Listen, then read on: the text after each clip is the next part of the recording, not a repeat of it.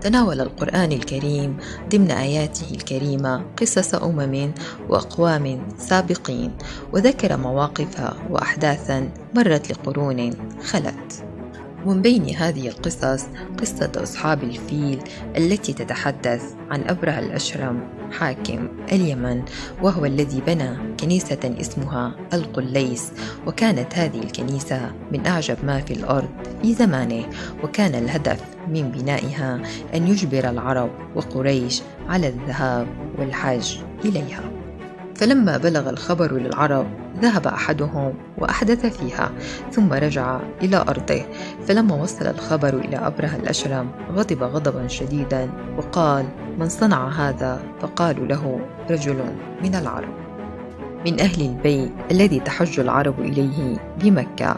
فأقسم أبرهة الأشرم على أن يسير إلى الكعبة ويهدمه، وأمر الحبشة أن تتجهز للحرب وأعدوا الفيل لذلك. ولما سمعت العرب بأنه يريد هدم بيت الله الحرام كبر عليهم الأمر وأرادوا قتاله وصده عن ذلك، ولكنهم لم يستطيعوا وهزموا. واستمر جيش أبرهة بالتقدم، وعندما اقترب من مكة المكرمة وجد قطيعا من النوق لعبد المطلب سيد قريش فأخذها غصبا.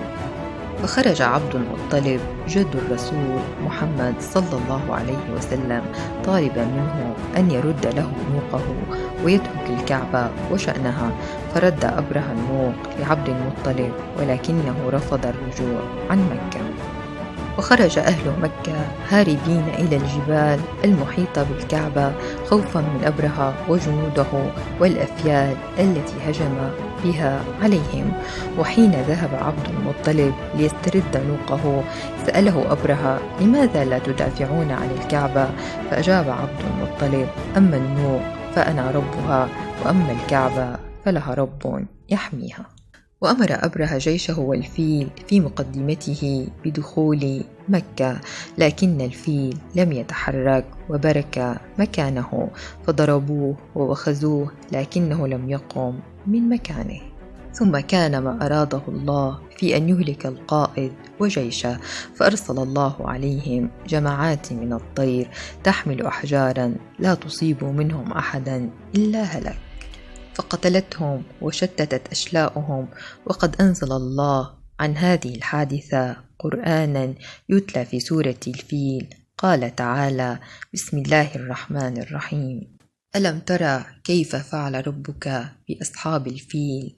ألم يجعل كيدهم في تضليل، وأرسل عليهم طيرا أبابيل ترميهم بحجارة من سجيل فجعلهم كعصف مأكول.